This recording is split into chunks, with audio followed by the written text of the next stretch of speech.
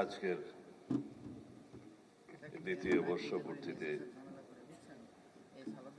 5ই আগস্টের এই দিনের এই অনুষ্ঠানে জাতীয় অনুষ্ঠানে উপস্থিত প্রধান অতিথি গণপ্রজাতন্ত্রী বাংলাদেশের মহামান্য রাষ্ট্রপতি, উপস্থিত মন্ত্রীবৃন্দ, সুধীমণ্ডলী, এক্সেলেন্সিস, ডিপ্লোম্যাটিক মিশনসের আমি কয়েকজন এখনো দেখছি, excellencies, representative from different missions, senior high officials, সামরিক বেসামরিক ঊর্ধ্বতন কর্মকর্তাবৃন্দ, জুলাই শহীদদের পরিবার, মা বাবা, ভাই বোন যারা এসছেন, জুলাই যোদ্ধাগণ যারা আহত জুলাই যুদ্ধে এসছেন, সুধীমণ্ডলী, সাংবাদিক বন্ধুগণ, আসসালামু আলাইকুম রহমতুল্লাহ। আমি শুনছিলাম বেশি করে এই অনুষ্ঠানে, এই ভেন্যুতেই 5ই আগস্টের মতো আরো কয়েকটি অনুষ্ঠানে উপস্থিত ছিলাম, বক্তব্য রেখেছিলাম। মাননীয় প্রধানমন্ত্রীও ছিলেন 2-1টা অনুষ্ঠানে। বিগত 2 বছর, আমারও 2 বছরের কম সময় এই জুলাইয়ের পরে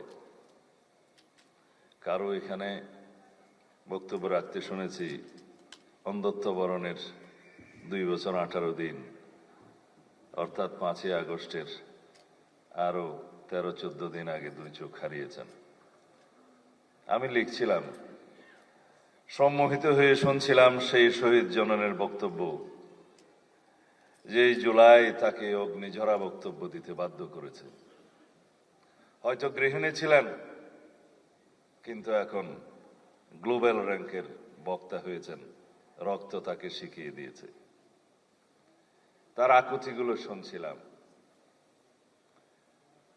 আলহামদুলিল্লাহ, এই জন্যই যে আমি বেঁচে আছি। বেঁচে থাকার কথা ছিল না। আমরা এই জুলাইকে নিয়ে রাজনীতি কেন করব? যে বন্ধুরা আজকে এখানে প্রতিবাদ করেছেন তাদের কথাও লিখছিলাম। মাননীয় এমপি আক্তার হোসেন, রাশেদ এখানে বক্তব্য দিয়েছে, আমাদের মাননীয় মন্ত্রী সাকি বক্তব্য দিয়েছে। আমরা যারা সমন্বয় করছিলাম জুলাই আগস্টের এই গণ অভ্যুত্থানের পর্দার পিছন থেকে এবং সামনে থেকে, একবার বলেছিলাম আমাদের মাননীয় প্রধানমন্ত্রী যদি নির্বাসনে না থাকতেন, আল্লাহর কি মহিমা, হয়তো সুসমন্বিতভাবে এটা অর্গানাইজড ওয়েতে এই জুলাই গণ অভ্যুত্থান সমাপ্ত করা সম্ভব হতো না। কারণ যারা মাঠে ছিলেন তারা সবাই হয়তো কারাগারে অথবা অন্ধকারে। সেই অবস্থা ছিল। পৃথিবীর জঘন্যতম এবং ঘৃণ্যতম হত্যাকাণ্ড এবং জঘন্যতম স্বৈরাচারকে আমরা দেখেছি। যদি আমরা আয়নাগরে যাই, যেখানে আমার 61 দিনের অভিজ্ঞতা আছে, সেখানে একটা জানোয়ার 24 ঘন্টা থাকতে পারে না। আমরা সেখানে থেকেছি। আমার ভাই মীর কাসেম, তার ছেলে মীর কাসেম আলীর ছেলে মীর আহমদ ব্যারিস্টার, এখন এমপি, এখনো ট্রমাটাইজড। ব্যারিস্টার আরমান, সরি, কারণ ওর বাপের বন্ধু ছিলাম আমি, একসাথে জেল খেটেছি, তার নামটাই আসে কেবল মীর কাসেম আলীর। কাসেমপুর কারাগারে ছিলাম। তিনি আমাকে বলেছিলেন, আমি বললাম ভাই কেন ফেরত আসলেন? তিনি বললেন, আমি যদি না আসবই আমার ছেলেটাকে ধরে নিয়ে যাবে। ফাঁসি তো তার হলো, কিন্তু ছেলেকেও তো ধরে নিয়ে গেল। আমি একটা জ্বলন্ত ইতিহাস, জীবন্ত ইতিহাস। বাবা এই জন্যই ফিরে এসেছিলেন তার সন্তানকে রক্ষা করার জন্য, কিন্তু সন্তানকে রক্ষা করতে পারে। সেরকম একটা স্বৈরাচারের কবল থেকে মুক্তির পরে আমরা যদি বলি জুলাই কার, জুলাই কার, তাহলে জুলাই আমাদের কারোই থাকবে না। এই অবস্থা থেকে আমাদের মুক্তি পেতে হবে। পৃথিবীতে অনেক জাতি আছে স্বাধীনতার জন্য শতবর্ষ সংগ্রাম করে, কোনোদিন স্বাধীনতা পায় না। শতাব্দীর পর শতাব্দী চলে যায়, দশকের পর দশক চলে যায়, কিছুই ঘটে না। মহামতি লেনিন বলেছিলেন, there are decades, nothing happens there, but there are days and weeks, decades happen there. কোন কোন দশক আছে, দিন আছে, সপ্তাহ আছে, যেখানে শতাব্দী ঘটে যায়। আমরা সেই শতাব্দীকে নিয়ে এসেছি। নিউটনের কোন আপেল নয় আন্দোলন এবং বিপ্লব, গণ অভ্যুত্থান। সেই আপেলকে পেড়ে নিতে হয়েছে, পাকাতে হয়েছে। আমরা সেই আপেলকে নিয়ে এসেছি, দলীয়করণ করা যাবে না কোথাও। আমার ভাই পড়ুয়ার বলে গেছেন, গণভোটের গণরায় বাস্তবায়ন করতে হবে। আসুন একসাথে বসি। সংবিধান সংশোধন কমিটিতে আপনাদের আহ্বান জানিয়েছে, আপনারা এখনো নাম দেন নাই। গতকালকে প্রথম বৈঠক করেছি। জুলাই জাতীয় সনদের প্রত্যেকটা অক্ষর বাস্তবায়ন করা হবে, আমরা প্রতিশ্রুতি দিয়েছি। আপনারা বলেছেন গণ আকাঙ্ক্ষা, গণরায় বাস্তবায়ন করা হবে। সেটা কি সংস্কার পরিষদে গেলে হবে, সংবিধান সংশোধন কমিটিতে গেলে হবে না? আমি একবার বলেছিলাম, তাল দপ করিয়া পড়িল না পড়িয়া দপ করিল এক কথাই, বাট কনস্টিটিউশনাল প্রসিডিউর হচ্ছে অ্যামেন্ডমেন্ট নেয়া। প্রত্যেকটা অ্যামেন্ডমেন্ট হচ্ছে এক একটা সংস্কার। এইভাবে আমাদের বুঝতে হবে। মাঠের রাজনীতি করতে পারবেন, সংস্কার কমিশন করবেন, বা জাতীয় সংস্কার পরিষদ করবেন, সাংবিধানিক সংস্কার পরিষদ করবেন, দিস ইজ অল ওয়ার্ডিং। কিন্তু প্র্যাকটিক্যাল যেটা আসতে হবে, অ্যামেন্ডমেন্ট, সেটা গ্রহণ করতে হবে পার্লামেন্টে। And that would be the 18th amendment of the Constitution, which would be historic constitution in our century. যেটার প্রত্যাশা নিয়ে আমাদের শহীদরা শহীদ হয়েছেন, যে আকাঙ্ক্ষা নিয়ে গণ অভ্যুত্থান হয়েছে, যার জন্য আমরা সংগ্রাম করেছি। আমার নিজের 10টি বছর নির্বাসনে গিয়েছে, তাকে আমি পিঠা দিতে দেব না। গুম কমিশন আমরা অধ্যাদেশ পাশ করি নাই, কিন্তু গুমের উপর প্রতিকার এবং গুম প্রতিরোধ আইন নিয়ে এসেছি। আগামী পার্লামেন্টে আসবে ইনশাআল্লাহ। যেটা সিস্টেমেটিক এনফোর্স ডিসঅ্যাপিয়ারেন্সের জন্য আইটিসি অ্যাক্টের বিধান আছে, সেখানে মৃত্যুদণ্ড সহ কড়া শাস্তি আছে। বাকি সবগুলো ডিফাইন করেছে আমরা গুম প্রতিকার ও গুম প্রতিরোধ আইনে, যেগুলো আপনারা আইনটা নিয়ে আসলে দেখবেন। আমরা এখনো ওয়েবসাইটে দিয়েছি, ওখানেও দেখতে পারেন। সেই অগ্নিঝরা দিনগুলো, আমি যদি লম্বা বক্তব্য দিই মাননীয় রাষ্ট্রপতির সময় থাকবে না। এখানে আপনারা অনেক অপেক্ষা করছেন, কিছু বিভ্রান্তিও মাঝখানে হয়েছে, যার জন্য আমার অনেক কথা বলার ইচ্ছা আছে। তবে অনেক কথা আজকে যাব বলে কিছু কথা না বলি। তার মানে হচ্ছে আন্দোলনের দিনলিপি। যারা বলেছেন যে 36 দিনের জুলাই, এই মুক্তির মন্দির সোপান একদিনে নির্মিত হয়নি। এই সোপান নির্মিত হয়েছে 2009 থেকে শুরু করে 2024 পর্যন্ত। আমরা বলি, সেই মানুষ হন, be that personality home man follows, তিনি হচ্ছেন বেগম খালেদা জিয়া। তিনি ত্যাগ স্বীকার করেছেন, সন্তান হারিয়েছেন, নিজের জীবন বিসর্জন দিয়ে হলেও, চিকিৎসায় না গিয়ে হলেও আপোষহীন ভাবে বাংলাদেশের জন্য প্রাণ দিয়েছেন। আজকে শুয়ে আছেন এই আমাদের পাশে। তার অবদান নেই? 36 কে এমনিতেই হয়েছে জুলাই। দীর্ঘদিনের এক এক দিনের বিন্দু বিন্দু জমে আমাদের এই সিন্ধু হয়েছে, একদিনে হয় নাই। 2009 থেকে 2024 পর্যন্ত বিএনপির, ছাত্র দলের, যুব দলের, অন্যান্য বিরোধী দলের, ফ্যাসিবাদ বিরোধী গণতান্ত্রিক আন্দোলনের সকল কর্মী নেতারা গুম খুন শিকার হয়েছে, হামলা মামলার শিকার হয়েছে অসংখ্য। কোথায় যাবে সেই ইতিহাস? যারা স্বামী হারিয়েছে, স্ত্রী তার স্বামী হারিয়েছে, মা তার সন্তানকে হারিয়েছে, গুম হয়ে আজও ফিরে নাই আমার বন্ধু ইলিয়াস, তাদের কি হবে? একদিনে হয়েছে জুলাই। স্বৈরাচারের পতন কি একদিনে হয়? পৃথিবীর ইতিহাসে সেটা আছে? নাই। যদি বলি কোন আন্দোলন অহিংস সহিংস হবে, সেটা সাধারণ মানুষ নির্ধারণ করে না, সেটা মহাত্মা গান্ধী নির্ধারণ করে না। এই আন্দোলন রক্তজরা আন্দোলন, এই আন্দোলন রক্তাক্ত হবে কিনা, এই আন্দোলন সহিংস হবে কিনা, সেটা নির্ধারণ করে দিয়েছে ফ্যাসিবাদী শেখ হাসিনা। আমরা প্রতিবাদ করেছি, আমাদের ছেলেরা মেয়েরা প্রতিবাদ করেছে, শূন্য হাতে রক্তাক্ত হয়েছে। রক্তে রঞ্জিত হয়েছে, শহীদ হয়েছে, রাজপথ পিচ্ছিল করেছে, তারপরে গণ অভ্যুত্থান হয়েছে, ফেসিবাদের মুক্তি হয়েছে।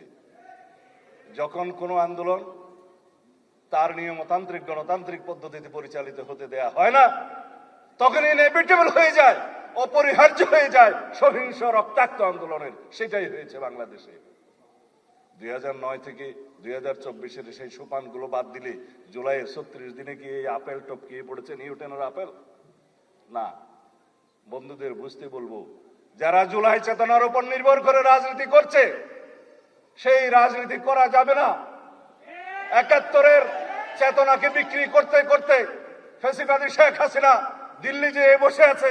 আমি অনেকবার বক্তব্য দিয়েছি, শেখ হাসিনা এবং আওয়ামী লীগের রাজনৈতিক মৃত্যু হয়েছে ঢাকায়, দাফন হয়েছে দিল্লিতে। কেন বলেছি? তারা এই চেতনা বিক্রি করতে করতে বাংলাদেশকে এমন একটা জায়গায় নিয়ে গিয়েছিল যারা মুক্তিযুদ্ধের চেতনা বললে মানুষ ঘৃণা করত। আমরা যেন জুলাইয়ের এই চেতনাকে কোনোদিন অসম্মান না করতে হয় সেই রকম রাজনীতি করি। জুলাই আমাদের সবার, বাংলাদেশের 18 কোটি 20 কোটি মানুষের সবার সম্মিলিত প্রয়াসে আমরা কেউ কেউ হয়তো নেতৃত্ব দিয়েছি। আমাদের সামনের সারিতে যারা শহীদ হয়েছেন তারাই হচ্ছে আসল জুলাই যুদ্ধ, আসল নেতা। তাদের আকাঙ্ক্ষা বাস্তবায়ন করাই হবে আমাদের জন্য ফরজ। অথচ জুলাইয়ের কৃতিত্ব নেওয়ার জন্য, রাজনীতি করার জন্য সবাই প্রতিযোগিতায় নেমেছে।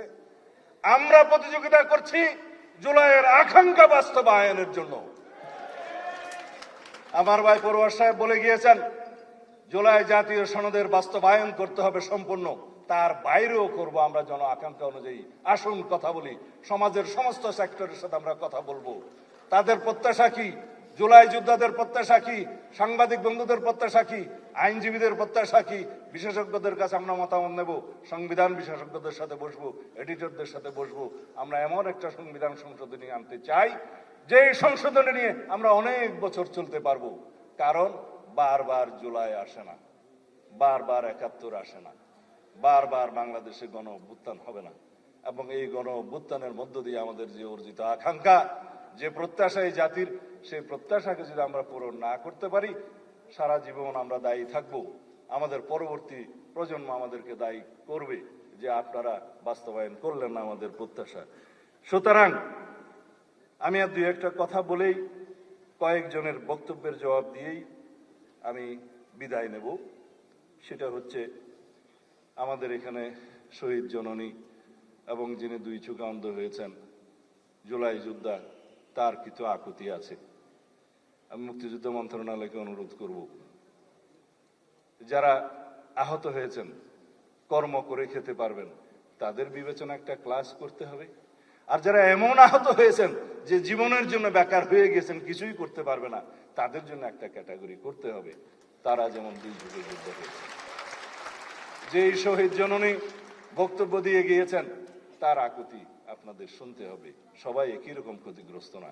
আমিও পার্লামেন্টে আপনাদের পক্ষে জবাব দিয়েছিলাম, ক, খ এবং গ শ্রেণীর অন্তর্ভুক্ত করে শহীদ, বেশি আহত এবং কম আহত, এইভাবে আপনারা পরীক্ষা করে দেখবেন। যারা তালিকাভুক্ত হতে পারে নাই, সেটা অবশ্যই আমাদেরকে তালিকাভুক্ত করতে হবে। আমি সবাইকে অনুরোধ করব, যারা বলছেন আওয়ামী লীগের রাজনৈতিক দল হিসেবে বিচার পরিচালনা করতে হবে, সেটা তো আমার বক্তব্য ছিল। 2025-এর 5ই ফেব্রুয়ারি প্রথম আমি এই দাবি তুলি প্রেস ক্লাবে, এখনো অডিও ভিডিও সব পাওয়া যায়। দলের পক্ষ থেকে বলেছি, রাজনৈতিক দল হিসাবে বিচার সুগম করার জন্য কনস্টিটিউশন আর্টিকেল 47-এর অনুসরণে আমরা আইন সংশোধন করেছি, আইসিটি একটা আছে। আমরা সেভাবে ব্যক্তির যেভাবে বিচার করা যায়, এই মানবতা বিরোধী এবং গণহত্যার জন্য সংগঠনেরও সেরকম বিচার করা যায়। আদালত নির্ধারণ করবে আওয়ামী লীগের পরিণতি কি হবে। আমরা এক্সিকিউটিভ অর্ডারে যেমন কোন রাজনৈতিক দলের নিষিদ্ধ ঘোষণা চাই না, কিন্তু বিচারিক প্রক্রিয়া অবশ্যই আদালত নির্ধারণ করবে এই আওয়ামী লীগের কি হবে। গণহত্যার জন্য যে দল দায়ী, যে দল মানবতা বিরোধী অপরাধের জন্য দায়ী, সেই দায়ী কতটুকুন সেটা তদন্ত হচ্ছে আইসিটি কোর্টের যে ইন্সপেকশন টিম, তারা তদন্ত করছে, আমরা নির্দেশনা দিয়েছি, শেষ পর্যায়ে আছে। ইনশাআল্লাহ আওয়ামী লীগের রাজনৈতিক দল হিসাবে তাদেরকে কাঠগড়ায় দাঁড় করানো হবে এবং তাদের বিচার নিশ্চিত করা হবে। যারা আওয়ামী লীগের নেতা কর্মী ভাই বন্ধুরা মাঝে মধ্যে দিল্লি থেকে, মাঝে মধ্যে এখানে বনে বাজারে আড়াল থেকে কিছু কিছু আওয়াজ দিয়ে থাকেন, মনে রাখবেন বাংলাদেশের মানুষ গণহত্যাকারী কোন মাফিয়া শক্তিকে এই দেশে রাজনীতি করার জন্য আর অনুমতি দেবে না। দুঃস্বপ্ন দেখার দরকার নাই। আওয়ামী লীগের এত মরদ নাই, মাঝে মধ্যে আওয়াজ দিতে পারে। বাংলাদেশের মানুষ আওয়ামী লীগের প্রশ্নে এক, ফ্যাসিবাদের বিরুদ্ধে সংগ্রামের জন্য এক। আমরা এই হাউজে পরস্পর তর্ক করব, বিতর্ক করব, জাতীয় সংসদে বিরোধী দল সরকারি দল আমরা বাহাস করব, কিন্তু যখন সওয়াল আওয়ামী লীগের আসবে তখন আমরা সমগ্র জাতি এক। আমরা ঐক্যবদ্ধ থাকবো ফ্যাসিবাদের বিরুদ্ধে। এক প্রশ্নে আমরা ঐক্যবদ্ধ থাকবো, এই জাতির সামনে কোনোদিন আমরা ফ্যাসিবাদের উৎপত্তি হতে দেব না, উৎপাদন হতে দেব না। কোন সরকার যাতে ফ্যাসিবাদী আচরণ না করে সেই জন্য জুলাই জাদুঘর আজকে রেখে এসেছি। ওখানে যেয়ে দেখে আসবেন, সবক নিয়ে আসতে হবে সমস্ত সরকারকে, যাতে কোন সরকার ফ্যাসিবাদী আচরণ না করে। সেই জন্য ওইটা আমরা জীবন্ত জাদুঘর হিসেবে রেখে দেবো। ধন্যবাদ আপনাদের সবাইকে।